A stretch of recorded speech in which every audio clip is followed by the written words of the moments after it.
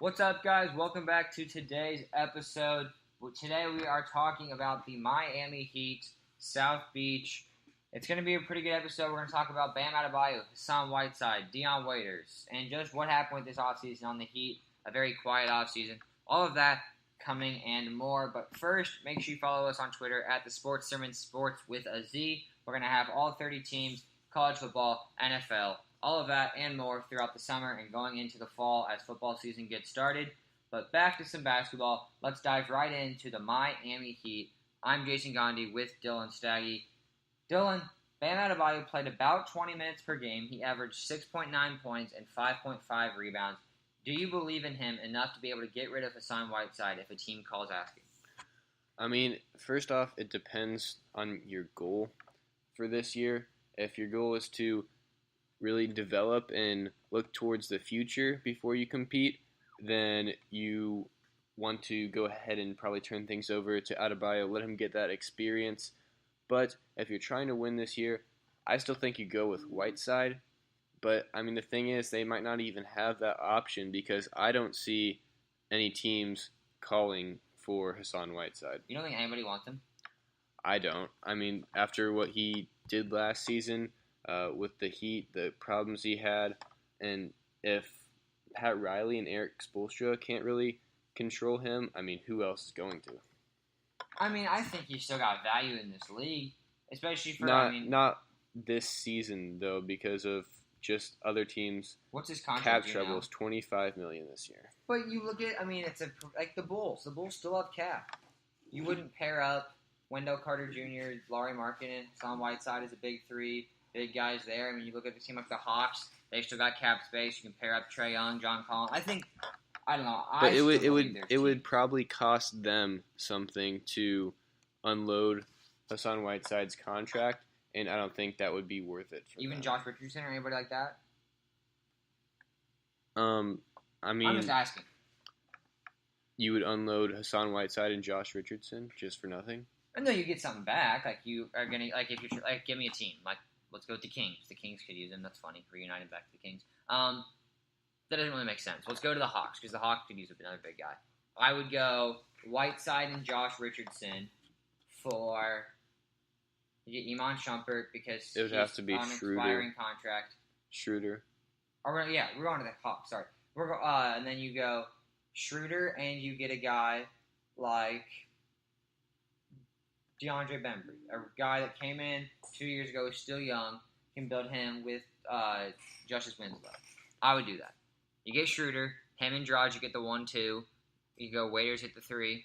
Yeah, I mean, that's all hypothetical, though, yeah. And I don't know if that would be worth it for the Heat to do. I'm just saying I think that Whiteside would be hard to move. But there is still an argument for Bam Adebayo to play minutes over him because of what happened last season, and the Heat most likely aren't going to be competing for a title this year, so it might be worth it to try and develop Bam Adebayo, let him get more experience. Yeah, I think I like Adebayo's game. He showed me enough to get rid of the head case that Whiteside is. Whiteside is very much a hit or miss. You don't if a good deal comes through, I think you move him. I don't know what his value is. I mean, no one knows at this point, but I would definitely be looking to move him if someone calls. Let's go to a guy that we didn't really see play at all last year, Dion Waiters. He comes back from injury. Him and Goran Dragic have had very successful seasons the last 2 years. Do you buy the progress you've seen from those two recently, and are they being slept on? So last year, they both regressed in just about every stat category. Goran Dragic, not as much as Dion Waiters, who just had, in his 30 games that he played, just incredibly inefficient season, shooting 40%. There's only 30 games. I don't count last season as a season for him. I mean... Because look at the year before that. He balled out. Yeah, I mean, that was kind of a fluke year, though. I mean, his years before that, he kind of fizzled out. And, I mean, you can say he's only 26, and he still has a few more years on his contract. So you kind of have to keep him unless you want to trade him. But I'm not really ready to buy these two having another great season together. See, I think they're being slept on. Goran Dragic was an all-star last season, and Dion Waiters was very good 2 years ago that people forget about. He was looking very, very good. I think pairing those two with a Whiteside or Adebayo, whichever one they decide to go with, and Justice Winslow, that's a team that I think they're not very flashy. They're not going to draw headlines, but they're going to be pretty successful in the East. I think they're going to be a top 5 seed this year, and I think that Dragic and Waiters are a big part of that. I think people are forgetting just how good Dion Waiters was 2 years ago. Yeah, I mean, I think a bigger X factor for them, though, is going to be the Whiteside situation.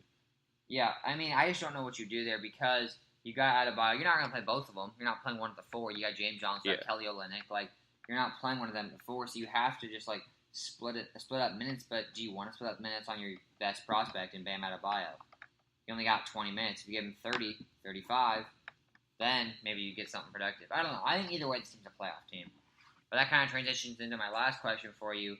It was a pretty quiet offseason, not much change coming in Miami. Are you okay with them running it back next year, and what do you see realistically for the Heat?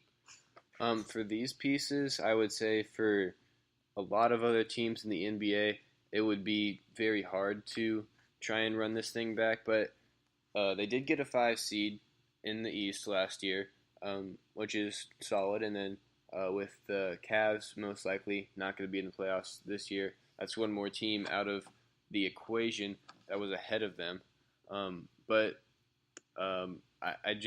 I see another 5 or 6 seed from the Heat somewhere around there. Yeah, I mean, I think so. There wasn't much they could do. Their cap was all tied up, where there wasn't much flexibility they could do this offseason. Their team should be a top 5 seed. If not, I think there's going to be an issue in Miami. And I think this team's a sleeper that can compete with the Pacers as teams that could run the table sneakily to get to that Eastern Conference Finals to play a team like the Celtics or Sixers. I think both of these teams, the Pacers and the Heat, both have enough veteran pieces along with guys that can boom or bust to really make a run in the playoffs. I think anything short of a top 5 seed is a disappointment in Miami. Yeah, I mean, they just got to have that kind of star power, whether it comes from another great season from Waiters, whether Hassan Whiteside wants to step up, whether Bam Adebayo develops very quickly, Justice Winslow finally shows us something. My thing about the Heat is just they don't have that kind of star power, and you compare them to the Pacers, they do have that guy in Victor Oladipo, in my opinion. Yeah, I look at, I said this in the Wizards podcast, if you guys listen to that, how I think the Raptors, Sixers, and Celtics are on tier 1. Then I take the Pacers and Heat on tier 2 as teams that could be sneakily make a run in this playoffs. I mean, the Heat gave a shot to the Sixers. Yes, record-wise, it wasn't close. I think it was 3-1 or 4-1, but every game was close. There were not many blowouts. The Heat have enough pieces. You get Dwayne Wade back, you assume. And if Hassan Whiteside had a very bad season last year, and they still were a 5 seed. Now you take out LeBron. You hope Whiteside has a resurgence in his career. LeBron. Oh, you mean from the East. From the Cavs. Sorry. And then you go with number 4. So you move them up to number 4 spot there, and you have Bam Adebayo on a second year now. So all of those things combined, you look at and think, I really do believe if they don't have a 5 seed or better, it's a disappointment. I just don't see a way they don't, unless there's some surprising team like this Dwight Howard fit in Washington catapults them up, or the Hornets, or I don't know, those teams that are in this division. I don't think any of them are going to compete. I think the Pacers, we know what we're getting from the Central Division, and the Pacers, the Bucks, the Pistons, the Bulls, and the Cavs.